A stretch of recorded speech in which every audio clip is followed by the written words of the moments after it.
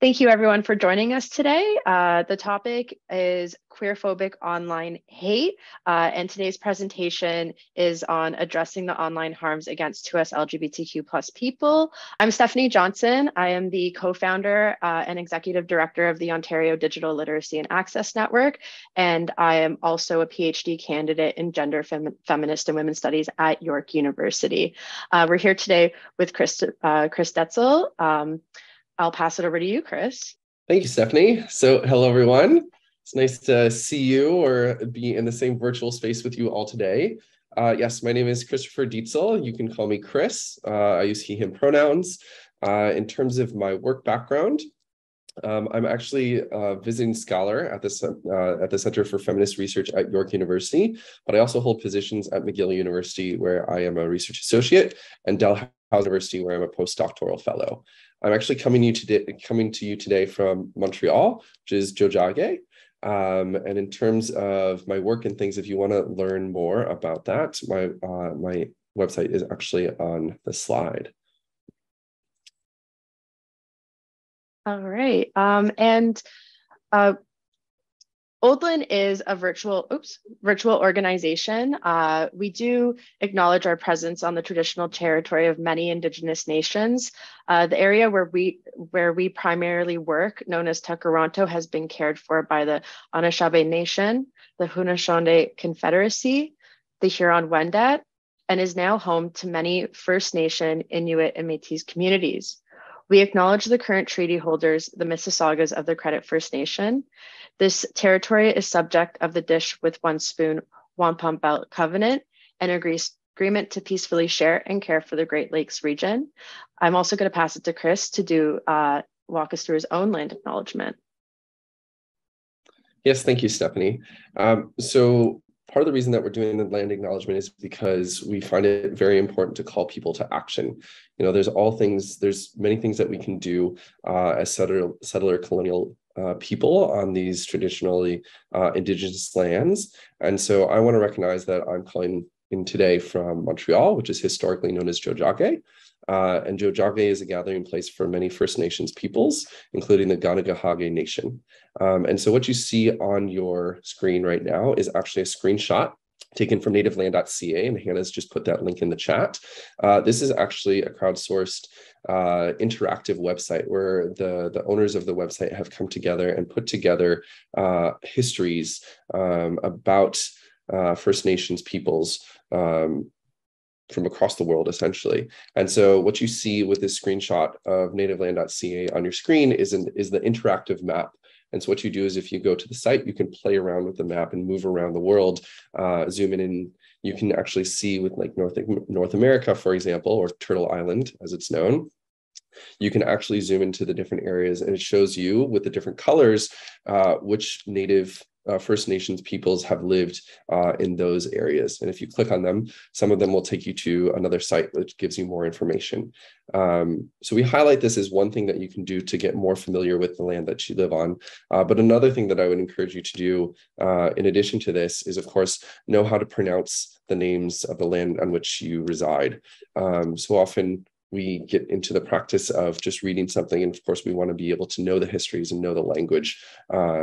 So I encourage you to do that as well. Thank you. So we do want everyone we do want to situate the language for this discussion. We've chosen the title, the broad title, Queerphobic Online Hate, to engage in a broad discussion about the experiences 2S LGBTQ plus organizations and community members have with online cyberbullying, harassment, and violence. And we recognize that this conversation is multifaceted. And for today's session, we aren't talking about hate crimes, but we are focusing on online anti-2S LGBTQ plus discourses that impact our abilities to be our whole selves. We do have a content warning, so if at any point you feel triggered and need to step out, please do so. This is a heavy topic, and we invite everybody to refer to our resources that we handed out prior to this meeting. I also will drop the crisis support agencies in our chat. So you should be able to access the file in there in a few minutes if you need it. And again, just remember to take care of yourselves if this discussion triggers you in any way. And for this presentation, please feel free to ask questions in the chat box. We might pause at some point to give Chris an opportunity to expand on his points and answer some of your questions. We also understand that there's a lot of us here today, so we might not get to all your questions. However, we do want to continue this discussion. So after today's meeting, I'm going to save the transcript so I can go over those questions and hopefully have another event in the near future that is focused on answering them for all of you. And I'm going to pass it off to Chris. Thank you. And just to reiterate that point, we do want to, I do want this to be as interactive as possible. So I really encourage you to post your questions in the chat. Stephanie and Hannah, who's moderating, they're going to help prompt me.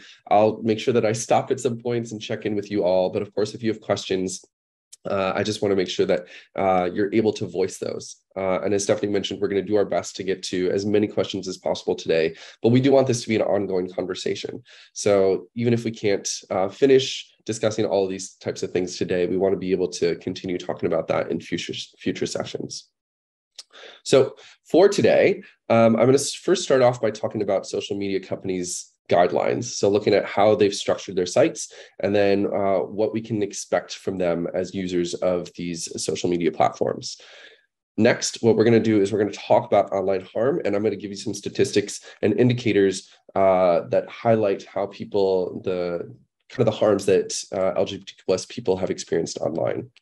And finally, I want to close by talking about what Canada is currently doing in order to mitigate these types of harms. And I want to share with you just a couple resources that you could use with your organization. So first and foremost, I want to start off with Twitter, which is quite interesting right now. If any of you have been following the news, you're very aware that Elon Musk had purchased this site a couple of weeks ago, and it's, we could say, in a state of disarray. There's a lot happening with Twitter right now, and it's a bit worrying, but also very interesting to follow, I will admit. As somebody who's a social media scholar, this has been quite interesting to see so much happen in a short period of time. But I want to start with Twitter to call attention to the fact that while we still don't necessarily know what Elon Musk is going to do with the platform, if you go to their website, which Hannah just shared this with you in the chat, Twitter, like other social media platforms, has these community guidelines. And what they do is they have these publicly known, and these Twitter calls them the Twitter rules, but essentially these community guidelines, these community standards are meant to give a sort of expectation for what is acceptable and what is unacceptable behavior on these platforms. The intention with this being that then they can hold people accountable if their users engage in unacceptable behavior. And so the Twitter rules, for example, you can see that they state that the purpose is to serve public conversation. Elon Musk, of course, has reiterated the point that he wants this to be about free speech, which is a whole other conversation.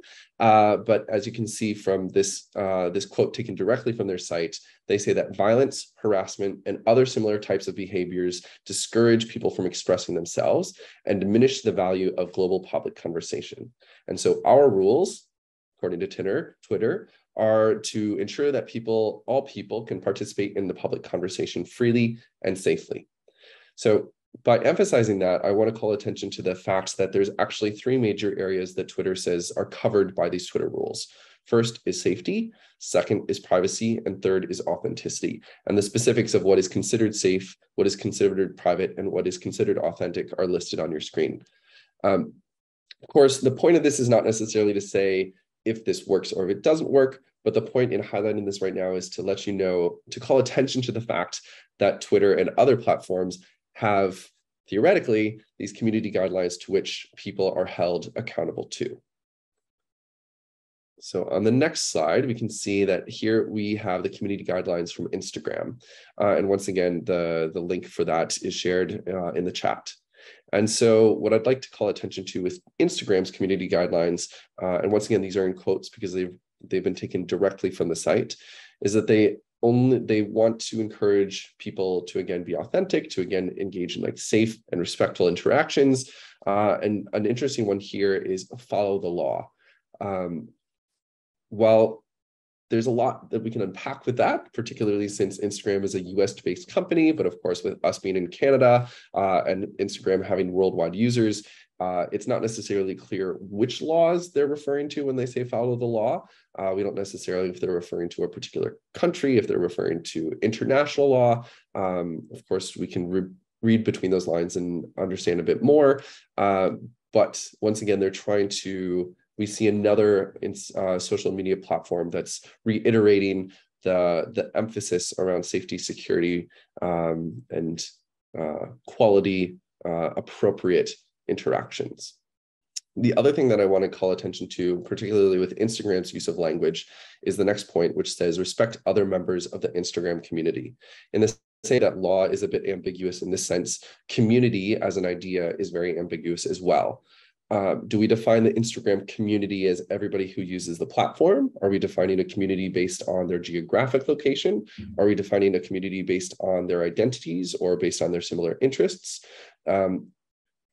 It's interesting to note because, of course, people who find themselves in a similar community might not necessarily have the same respect for people of another community. And of course, this is what we're going to be getting to in a few moments, is that for people who are part of the 2SLGBTQ+ community, you know, this community can be very targeted by people in other communities. And so even though Instagram and other sites say respect other members of the Instagram community, they might use this as an umbrella term, but it doesn't necessarily mean that all of the individual communities, the different populations that use Instagram are necessarily respecting one another. Meta, formerly known as Facebook, has their community standards. And so here again, we see that, and these are quotes taken directly from their community standards. They say that Meta is trying to reiterate the point that their standards have been developed, are informed by evidence. As you can see, they say these standards are based on the advice of experts. They want to ensure that everyone's voice is valued. They want to take care in ensuring that the standards are upheld. They want to be inclusive of people with different views and beliefs. And as they state at the end of that first quote, they say, especially from people from and communities that might otherwise be overlooked or marginalized. And in that sense, we have to call again to question the point about this idea about respecting different communities. What we have to be aware of is that in order actually to create safe spaces for people who might be otherwise overlooked or marginalized, as Meta identifies here, what we actually have to do is then prioritize, or we have to put equity into the equation, which then means that some groups are going to get more attention and more support than others in order to make sure that these sites are safe for people who are overlooked or marginalized. However, what this then means is that some people might misinterpret the intention of equity, and of course, this is where friction happens. And so if we continue then looking at the second point, Meta says that we are committed to voice and expression, but we recognize that the internet creates new and increased opportunities for abuse. And so in those reasons, when we limit expression, we do so in service to one or more of the following values, those being authenticity, safety, privacy, and dignity. And so you actually see 5 of them: voice, authenticity, safety, privacy, and dignity, the 5 in the image on the right. Those are then the values, the commitments that Meta is saying that they are going to uphold to their community standards. And coming then back to this point of equity and marginalization, Meta actually recognizes this pretty well, is that they say in order to create a space where people feel safe and secure, there are going to be times then, of course, that people's expression has to be limited in order to uphold those standards for safety, authenticity, etc. Once again, this is not to say that Meta is necessarily doing a good job or a bad job, but I call attention to it so that once again, when we're thinking about instances of online hate, or if we're thinking about harms that are experienced by members of the 2SLGBTQ+ community, we see that theoretically, on paper, these social media companies have standards to which people can be held accountable to if or when they do not uphold those standards. So we also have to keep in mind, of course, not only what from a public perspective in terms of like a PR perspective, what is said on these websites and what is upheld in terms of the community standards. We have to be then very aware of how these social media platforms operate from a technological perspective. So for instance, this was investigative journalism that came about a year ago. And so what the Washington Post and others had found was that Facebook's algorithm actually prioritized reactions, angry reactions. So in order to get people more, in order to encourage engagement on their site, their algorithm would favor people who favor content that was marked as rage rather than as love, because people from a psychological perspective are more engaged with things that are confrontational, that make them angry because they're passionate, they want to say something, essentially. They want to participate in that conversation.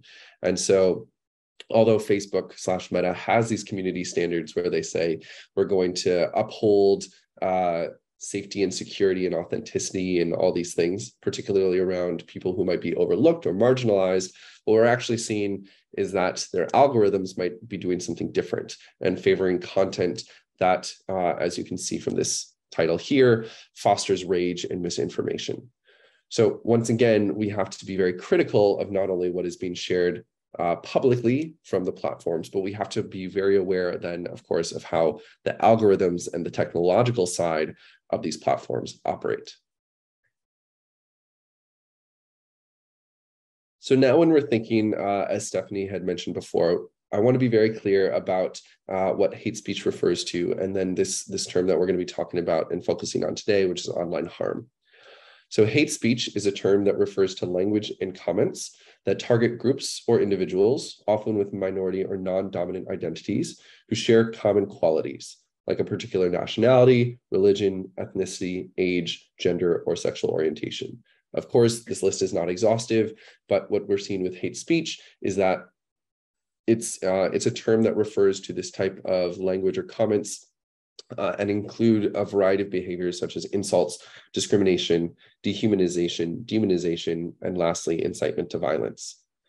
Online harm, in contrast, is a broader term. So this we can think of as an umbrella term for any type of behavior or content that can cause psychological or physical harm to someone. So online harm as a term includes hate speech, but also includes other types of problematic behavior or content, such as harassment, cyberbullying, and online abuse. And so for today, we're going to be focusing on the online harm portion of this. That said, I do first want to be able to identify what hate speech is, because I think it's important that we are able to recognize and then, of course, intervene in cases that hate speech happens. Now, of course, this is not to say that you solely are responsible for the harm that comes to you. You know, I don't want to in any way give the impression that I'm victim blaming, but there are things then that as an organization we can do in order to try to identify and, of course, mitigate any type of hate speech that happens. And so one thing that we can see is, as an early warning of hate speech, we can see that there's a creation of an us group and a them group, so an in group and an out group. And so by having this kind of distinction, that's the word I was looking for, this distinction between who's in and who's out, then people are more likely to target who is in their out group. And of course, then what that leads to is points 2 and 3, which is in terms of things that are quote unquote less severe, dehumanization and demonization. And of course, things that are then more severe, we can see an incitement to violence or violence itself. So again, I'm just highlighting these not because we're talking about them today, but so that as an organization, you know what the definition is, and that if you see some of these things happening on your platforms or perhaps in the comments, you can start to identify that and flag it as a problem. So as I mentioned before, today we are going to be talking about online harm. And as I said, hate speech is only one type of it. Of course, there are other ones. So in terms of what falls under this umbrella of online harm, criminal behavior is one. And an example of that is child exploitation. But anything that can have a criminal charge can be seen as online harm, which I'm highlighting particularly because we're going to talk about that in a few minutes once we get to Canada's response. In terms of other things that can be classified as online harm, we can see terrorism and anti-democratic behavior being another. Anything around data management and personal information. We also see types of harm as technology-facilitated violence, technology-facilitated sexual violence, such as non-consensual image sharing. Of course, as I mentioned before, cyberbullying and harassment also fall under this umbrella. And then any type of identity-based harm. So that's discrimination, racism, homophobia, transphobia, etc. I do want to note that this list, of course, is not meant to be exhaustive. And if you were to go and look up the definition of online harm online, you will see that different people do it differently. So while this list, again, is not meant to be exhaustive, it's meant to give you an idea of the variety of things that can fall under this very large and somewhat ambiguous definition, this somewhat umbrella term of online harm. And so when we're thinking about online harassment specifically, I just want to call attention to the fact that 2SLGBTQ+ people tend to be often big targets of online harm and specifically online harassment. And so this is, as you can see on your screen, these are some statistics that come to you. This is from a study that was conducted by the Anti-Defamation League, ADL, and it was published just this year. This was actually not the first time they had conducted a study of this type. What they did is they asked people in the United States to take this survey. And so what they did is they had people respond to the survey this year. And I'm looking at I have a second screen, so I just have my notes, just so you know. So the surveys that you see for this particular iteration of this study, the surveys were conducted from January 26th, 2022 to February 14th, 2022. So over the period of a couple of weeks, they had 2,330 individuals who responded to this survey. And so what they found, and again, the link is included in the chat, so you can go and read the full report if you're interested. But what they found was that of people who identified with these different identities, so as you can see, LGBTQ+ or Hispanic or Asian, Jewish, Black, and Muslim, what they found was that LGBTQ+ people had experienced the highest number of incidents of online harassment in their use of online, essentially. And so that means that 66% of the people who identified as LGBTQ+ who took the survey had experienced some type of online harassment. And as you can see, this is the highest number of any of these different populations that were identified in this study. I also want to highlight then that 54% of LGBTQ+ respondents also reported experiencing severe harassment.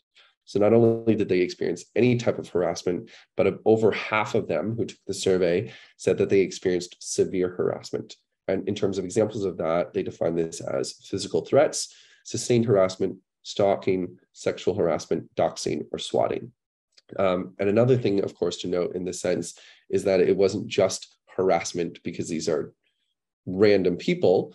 Half of the respondents who identified as LGBTQ+ said that the reason that they were harassed was because of their sexual orientation. And so what I want to emphasize in that regard is that this is very targeted online harm. What we see is that people are specifically targeting LGBTQ+ people because of their identities. And we can see that approximately half of them have experienced harassment because of their sexual orientation, or they attribute it to their sexual orientation, although 66% of them have experienced online harassment. So at this point, I want to call attention back to the social media piece of all of this and to see how do LGBTQ+ people feel safe online. And so this is actually a study that was done by GLAAD. So this is the Gay and Lesbian Association. I forget what the acronym is exactly, But anyway, it's a US-based organization that is interested in LGBTQ plus issues. And for the past couple of years, they've done this social media safety index. The first one was conducted in 2021, and the second one was just this year. And so what they have done is recognizing that LGBTQ plus people are targets of harassment online. They wanted to see then how which sites are more safe, and in what ways are these sites being specifically careful about the types of harm that LGBTQ plus people could experience. And so, as you can see with this small table on your screen, they had looked at 5 different social media platforms. GLAAD has a great media kit. Thank you for that. Yes. So we'll have to check that out. Maybe Hannah, you could like pop that in the chat if you find it. So they had done an assessment, an evaluation of these 5 different platforms, and they found that based on their assessment on these 12 indicators, which I'm going to share on the next slide, they found that, as you can see from these percentages, these numbers, none of them scored over 50% in terms of their score about protecting LGBTQ plus users' safety, privacy, and expression. Instagram was, according to their evaluation, the best platform. And as you can see, according to their evaluation, TikTok was the worst.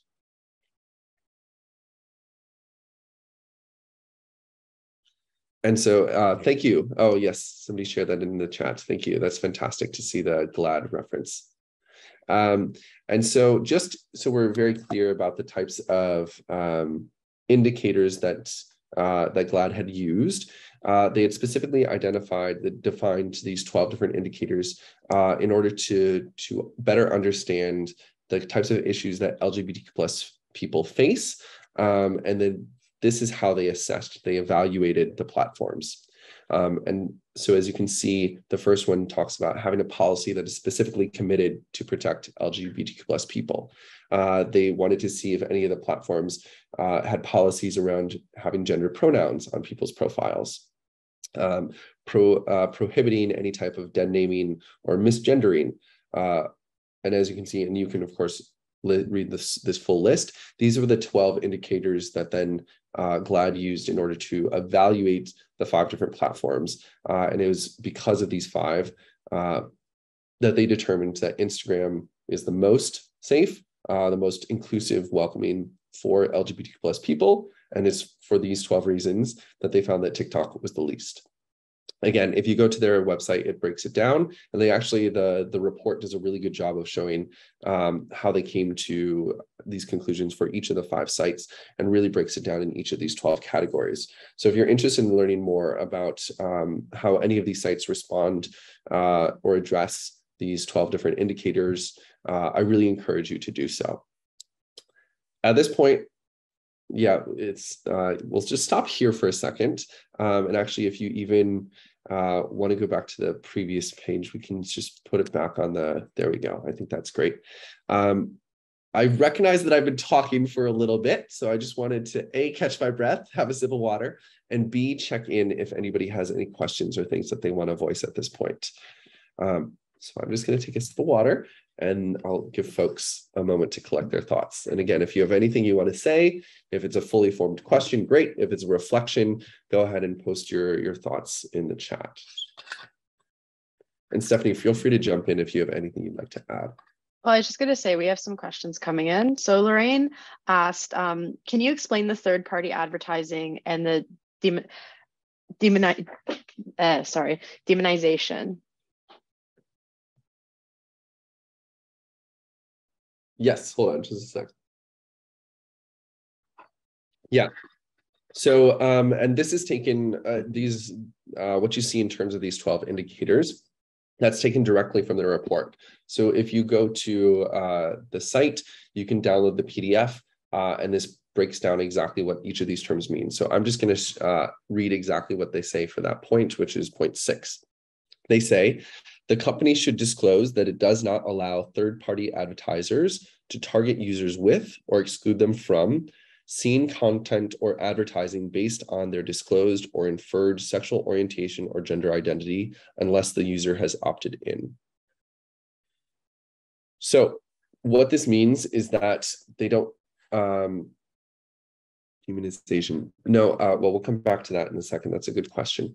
So what they're saying with the third-party advertisers is that they don't want people to be singled out because of their gender identity or their sexual orientation unless they say that they are okay with having targeted content because of their identities. And then in terms of number 9, that is the correct word. Once again, this is taken directly from their indicators. And so it's not demonization, but it's a demonetizing. So instead of monetizing or making profit off of, they're saying demonetizing. And so specifically with point 9, they say companies should take proactive steps to stop demonetizing and or wrongly removing legitimate content related to LGBTQ+ issues in ad services. Somebody else asked, are we looking at American data?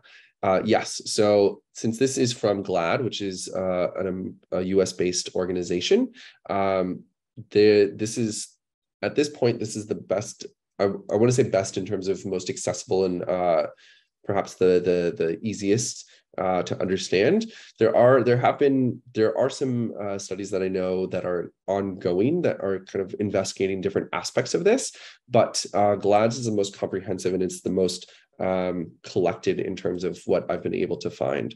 So yes, in answering to this person's question, are we looking at American data because we don't have any Canadian-based organizations? The answer to that is yes. To my knowledge, I mean, I believe EGAL and there's a few others that have done work kind of related to this, but from what I've seen, this is one of the most comprehensive.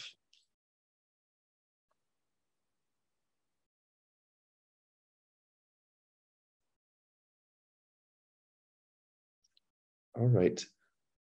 If there's not any other questions or questions for the moment, we'll continue. Of course, if anything else pops up, feel free to, Media Smarts, yes.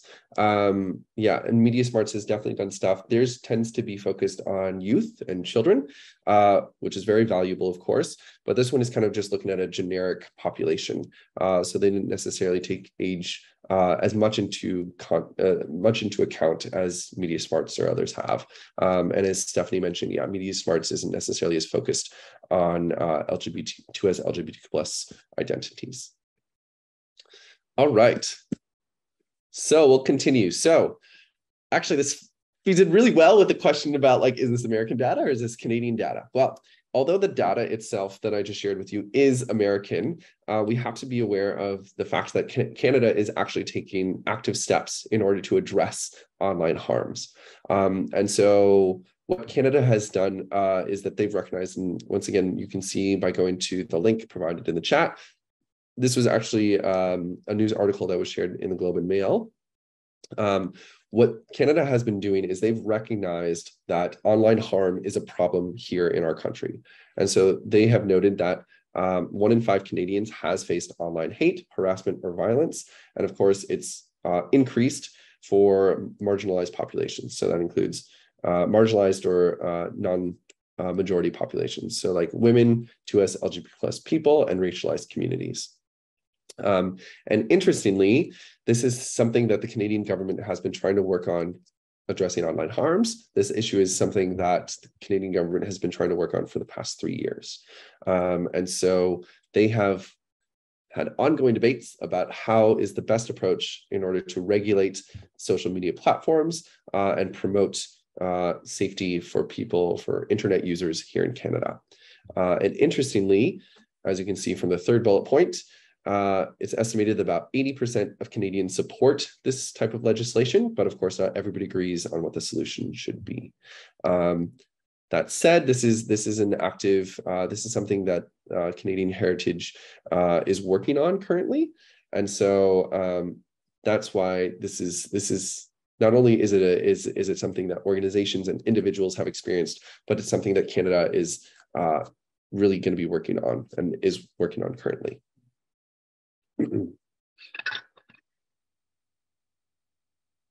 Which then takes us, of course, to what they are doing. So wait, Chris, just so you know, sure. Sorry, Lewis just made a comment as well that organization as well, we're experiencing this and and had some cases during 2021 Pride season. So there is a lot of information on that online, and especially around cases specifically around Out Loud and their experiences with the libs of TikTok. So thanks for bringing that up as well, because more of this information is coming out. It's just the research that's being done is kind of happening right now or starting to happen. And more people are feeling more safe to speak out against these issues as well, I think.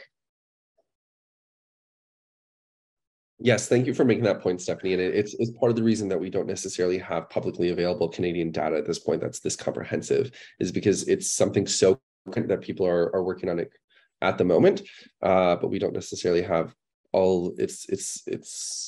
We're working on responses, and we're still trying to figure out identifying exactly the prevalence of all these types of issues. But that said, Canada introduced just this past summer the Digital Charter Implementation Act. This was introduced in June, and so the intention with this is to really address many of the issues that I've highlighted here, but there's a big emphasis in this particular bill to prioritize safe transfer of data, safe management of data, and all the type of information. So not just people's experiences, but also their information, how that is accessed, stored, and deleted. And so as you can see, there's a couple of these overarching goals that I've highlighted on this, but if you actually go to the government's website, which is the link that was just shared, you can go through and you can actually see all the different specifics of things that this charter is aiming to address. And from my recollection, we can double check this, but I believe this is meant to be something that's going to be voted on in the very near future. I think this is like the third priority in terms of bills that they're going to be working on in this current session.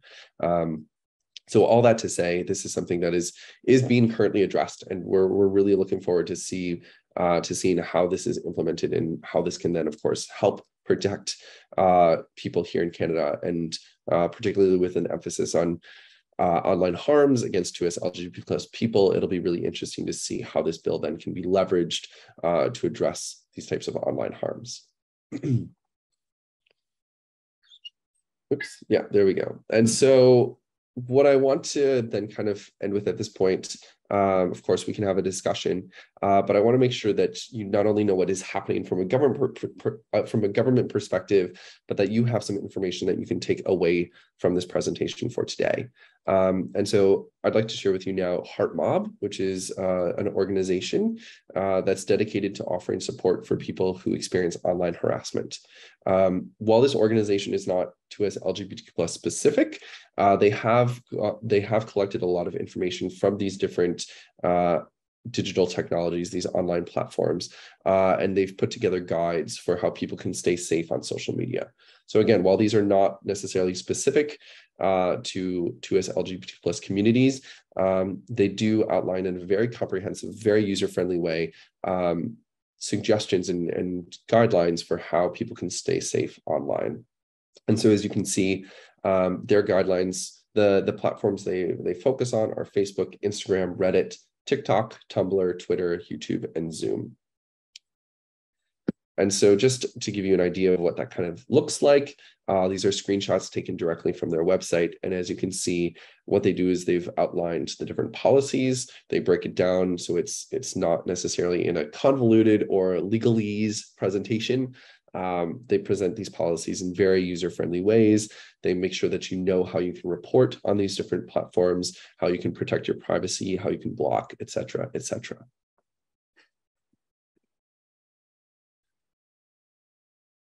So HeartMob also has other resources. So in addition to these safety media guides, and you can see from the list with the bullet points on the left side of your screen, they also have other information that is readily and freely accessible. So all of this does not cost any money. So some of the other resources that they have on their site include like, what is online harassment? How do you respond to it? They have these social media safety guidelines. They also have a digital safety kit. They have suggestions for self-care. They have emphasized people's rights. And then as you can see from last two bullet points, they have information that is specific to community organizations. So they've put together tips of how you can support organizations and then suggestions of how you can prepare your organization. And so in terms of preparing your organization, this is what they suggest. Now, I'm not trying to say that this is the end all be all, that this is the perfect recipe in order to say that like once you do these several things, you're going to be protected from online harm. That's not what I'm necessarily saying. It's just that this organization has put this out there so that as a conversation starter, you can start to think about what you can do to mitigate this any types of online harms that you could experience. And so what they suggest is you should survey your team, talk to people in your organization, see what people know, see what people have experienced, and use that to kind of develop a framework that you can use that is specific to your organization. They say, of course, you should do a training module. So for those of you who are here today, you know, congrats, you're on your way to doing that kind of thing, learning more about these topics. They also suggest creating a rapid response team. So based on what your organization determines is most pertinent in terms of issues and how you want to respond, you could have people in your organization who are ready to address any type of online harms if or when they happen. When possible, they suggest creating a fund for any type of emergency support. Again, we know that community organizations might not always have these types of funds available. So perhaps that's possible for your group, perhaps not.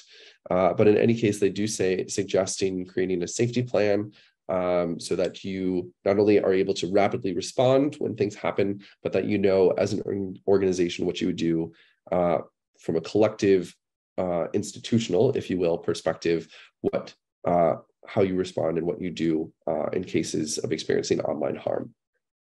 Lastly, or not lastly, well, second to lastly, they suggest being very upfront about the values of your organization and the approach that you would take for any type of online harassment that could happen within the organization or if or when it's experienced. And so they suggest letting job candidates, any type of candidates, whoever is coming into your organization, know about these risks, but also then know how we can address that before they even get into the organization. And lastly, they suggest, as is oftentimes good practice in community organizations, to share your knowledge and information with others. So if you're able and willing, you know, this can be a good thing to make sure that not only your organization stays safe, but others in your networks, perhaps who have similar issues or are trying to address similar goals. You know, these are types of things that you could share with one another and build that collective communal knowledge. Thank you everyone for attending today. We want to thank our network for helping ODLAN do our work on digital inclusion and access. We especially want to thank our partners Bridging the Digital Divide who supported us in making this webinar happen today.